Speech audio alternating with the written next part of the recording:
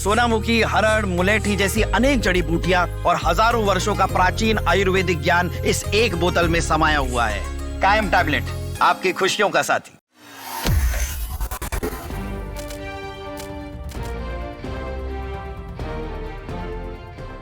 Supreme court ने कर्मचारियों को मिलने वाले महंगाई भत्ते यानी डीए पर महत्वपूर्ण फैसला दिया है। शीर्ष अदालत ने पश्चिम बंगाल के राज्य कर्मचारियों के महंगाई भत्ता पाने के अधिकार पर मुहर लगाते हुए कहा है कि जब डीए को एक बार वैधानिक नियमों के अनुसार all India consumer price index यानी AICPI से जोड़कर परिभाषित कर दिया जाता है तो राज्य बाद में ऑफिस मेमोरेंडम के जरिए इसकी गणना के तरीके को नहीं बदल सकता। सुप्रीम कोर्ट ने कहा है कि महंगाई भत्ता कोई अतिरिक्त फायदा नहीं है, बल्कि ये जीने का न्यूनतम स्तर बनाए रखने का एक जरिया है। नमस्कार, जजमेंट समझिए माला दीक्षित से कार्यक्रम में आपका स्वागत है। आज मैं आपके साथ महंगाई भत्ते यानी डीए पर आए सुप्रीम कोर्ट के ताजा फैसले पर चर्चा करूंगी। सुप्रीम कोर्ट ने सरकारी कर्मचारियों के महंगाई भत्ते को लेकर बहुत महत्वपूर्ण फैसला सुनाया है, जिसमें महंगाई भत्ता पाने के कानूनी और संवैधानिक अधिकार का गहराई से विश्लेषण किया गया है। साथ ही उसकी जरूरत और सरकार का दायित्व भी बताया गया है। फैसले में यह भी बताया गया है कि महंगाई भत्ता क्यों जरूरी है या क्यों दिया जाता है। कोर्ट ने कहा है कि महंगाई भत्ता कोई अतिरिक्त फायदा नहीं है, बल्कि ये जीने का न्यूनतम स्तर बनाए रखने का एक जरिया है। ये महत्वपूर्ण जो फैसला है जिस पर मैं आपके साथ चर्चा कर रही हूं, ये फैसला न्यायमूर्ति संजय करोल और न्यायमूर्ति प्रशांत कुमार मिश्रा की पीठ ने 5 फरवरी 2026 को पश्चिम बंगाल सरकार की हाई कोर्ट के आदेश को चुनौती देने वाली याचिका पर सुनाया है, जिसमें हाई कोर्ट ने राज्य सरकार को आदेश दिया था कि वो अपने कर्मचारियों को महंगाई भत्ता दे। इस फैसले को हाई कोर्ट के पश्चिम बंगाल सरकार ने सुप्रीम कोर्ट में चुनौती दी थी, जिस पर यह ताजा फैसला आया है। सुप्रीम कोर्ट ने फैसले की शुरुआत में ही महंगाई भत्ते की जरूरत और महत्व पर कहा है। एक बहुत बड़ा प्रस्तावना या भूमिका आप कह सकते हैं जो सुप्रीम कोर्ट ने जजमेंट के शुरुआत में लिखी है। ये जजमेंट जिसकी हम चर्चा कर रहे हैं आपके साथ, ये जजमेंट 124 पेज का है, यानी बहुत बड़ा जजमेंट है, जिसमें महंगाई भत्ते पे बहुत विस्तार से बताया गया है। तो इस जजमेंट की शुरुआत में ही सुप्रीम कोर्ट ने महंगाई भत्ते की जरूरत और महत्व पर कहा है कि वेलफेयर स्टेट का जो आइडिया है, वेलफेयर स्टेट आप समझ गए, एक कल्याणकारी राज्य की एक कल्पना होती है। जो वो कल्पना है, जो वो आइडिया है, वो राज्य सरकार पर एक पॉजिटिव ऑब्लिगेशन यानी एक सकारात्मक दायित्व डालता है कि वो अपने नागरिकों की सामाजिक और आर्थिक भलाई सुनिश्चित करे। इस तरह देखा जाए तो राज्य की भूमिका केवल कानून और व्यवस्था बनाए रखने तक या बाजारों को सुविधाजनक बनाने तक सीमित नहीं है, बल्कि राज्य की भूमिका ऐसी परिस्थितियां बनाने या रास्ता आसान करने तक विस्तारित है जिसमें व्यक्ति सुरक्षा, गरिमा और उचित जीवन स्तर के साथ रह सके। कोर्ट ने फैसले में कहा है कि इस लक्ष्य को पाने में जो लगातार खतरे हैं, उनमें से एक खतरा जो स्थायी बुरी चीज है वो है महंगाई, जो धीरे धीरे लोगों की खरीदने की शक्ति को कम करती है, खरीदने की क्षमता को घटाती है, जिससे वेतनभोगी और कम आय वाले लोगों को बहुत ज्यादा बोझ पड़ता है। इस संदर्भ में महंगाई भत्ता कल्याणकारी राज्य के हाथों में सुरक्षा के एक व्यवहारिक साधन के रूप में होता है, जो अपने कर्मचारियों को बढ़ती कीमतों के बुरे असर से बचाता है। ये बात सुप्रीम कोर्ट ने अपने फैसले में कही है। कोर्ट ने फैसले में कहा है कि महंगाई भत्ता महंगाई के असर को खत्म करने के लिए बनाया गया है, और जब जरूरी चीजों की कीमतें बढ़ती हैं तो सैलरी जो पुराने जमाने की बनी रहती है, पुराने ढर्रे पर रहती है, इस चीज का ध्यान नहीं रख पाती और अक्सर बेसिक जरूरतों को पूरा नहीं कर पाती। यानी सैलरी बेसिक जरूरतों को पूरा नहीं कर पाती, जिससे जीवन स्तर गिर जाता है। तो लिविंग कास्ट में बदलाव को देखते हुए सरकार सैलरी में समय समय पर एडजस्टमेंट करके ये पक्का करने की कोशिश करती है कि रोजगार से आर्थिक सुरक्षा मिलती रहे। ये वेलफेयर स्टेट की एक मुख्य चिंता को दर्शाता है कि उसके कर्मचारियों को उनके कंट्रोल के बाहर की आर्थिक परिस्थितियों की वजह से मुश्किल न हो। कोर्ट ने कहा है कि अगर इसे दूसरे शब्दों में कहा जाए तो महंगाई भत्ता कोई एक्स्ट्रा फायदा नहीं है, बल्कि ये जीने का न्यूनतम स्तर बनाए रखने का एक जरिया है। कोर्ट ने फैसले में कहा है कि जीवन स्तर को बनाए रखने का महत्व गरिमा के संवैधानिक विचार से जुड़ा हुआ है, यानी डिग्निटी। मानवीय गरिमा जो है, ह्यूमन डिग्निटी का मतलब सिर्फ शारीरिक रूप से जीवित रहना नहीं है।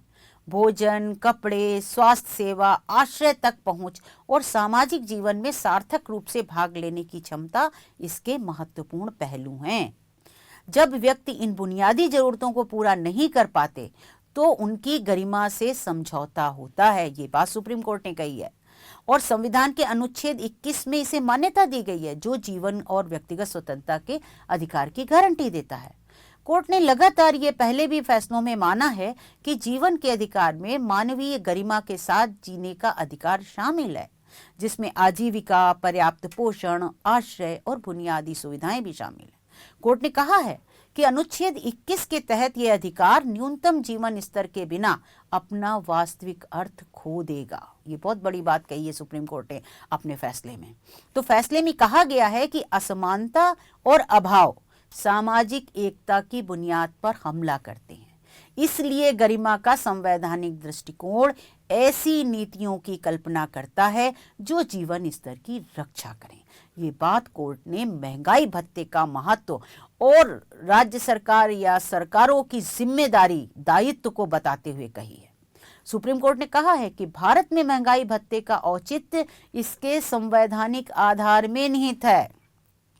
और ये संवैधानिक अधिकार में कैसे आता, संविधान के तहत कैसे आता, तो कोर्ट ने आगे भी बताया है कि खास करके नीति के निर्देशक सिद्धांतों में, नीति निर्देशक तत्व जो दिए गए हैं पार्ट 4 संविधान का, उसकी बात कोर्ट कर रहा है कि खास करके ये राज्य के नीति निर्देशक सिद्धांतों में आता है, जिसमें अनुच्छेद 38, अनुच्छेद 39 और अनुच्छेद 43 हैं, जो राज्य से सामाजिक और आर्थिक न्याय को बढ़ावा देने, असमानताओं को कम करने और जीवन यापन योग्य वेतन और काम की अच्छी परिस्थितियों को सुरक्षित करने की बात करते हैं। महंगाई भत्ता संविधान में बताए गए इन प्रावधानों को व्यवहारिक रूप देता है, जो वेतन के मूल्य को जीवन यापन के स्तर से नीचे गिरने से बचाता है और इस तरह यह वास्तविक आर्थिक स्थिति को साकार करने का एक साधन है, जो ये सुनिश्चित करता है कि जीवन यापन योग्य वेतन का वादा अपना महत्व बनाए रखे। तो ये सारी बातें जो है सुप्रीम कोर्ट ने पश्चिम बंगाल के राज्य कर्मचारियों के डीए यानी महंगाई भत्ता पाने के अधिकार पर मुहर लगाते हुए कही है और राज्य सरकार को डीए का भुगतान करने का आदेश दिया है।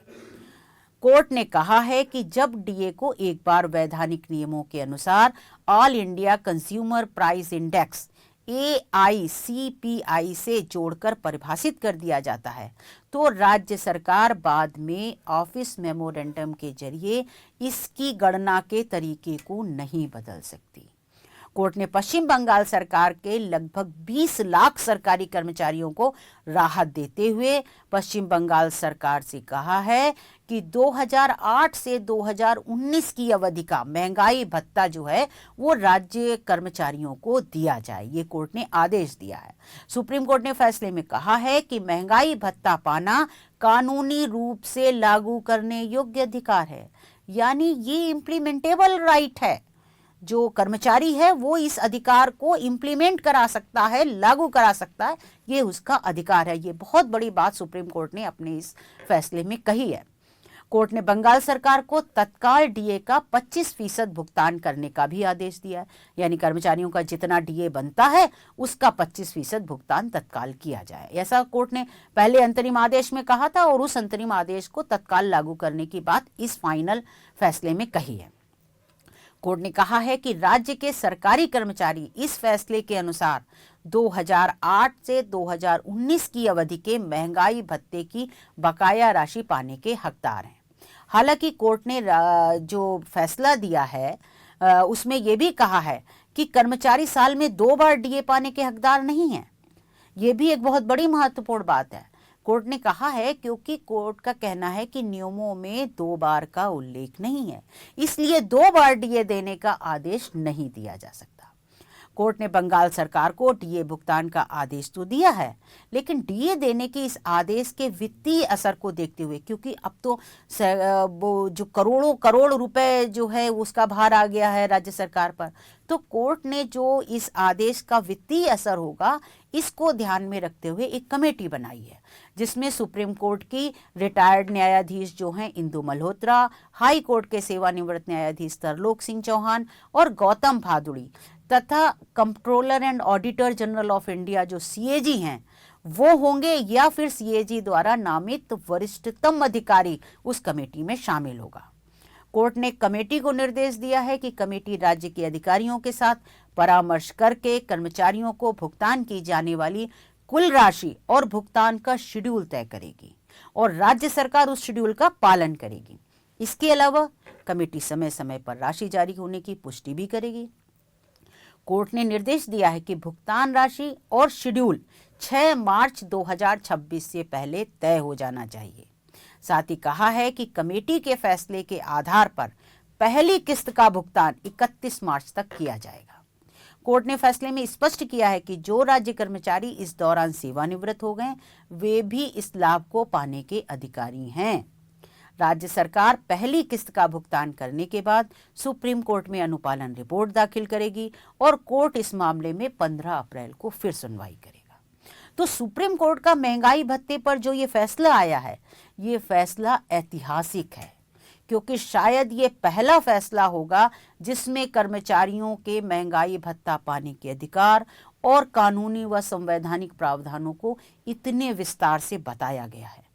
इसमें सरकार का दायित्व बताया गया है कि नागरिकों का न्यूनतम जीवन स्तर बनाए रखना सरकार का कर्तव्य है और महंगाई भत्ता बढ़ती महंगाई में लोगों पर पड़ने वाले आर्थिक दबाव के असर को कम करता है।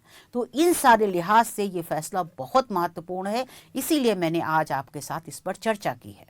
तो आज बस इतना ही, फिर कुछ ऐसा ही महत्वपूर्ण फैसला आएगा तो मैं आपके साथ उस पर चर्चा करूंगी। आप इस कार्यक्रम में मेरे साथ जुड़े रहे, इसके लिए धन्यवाद।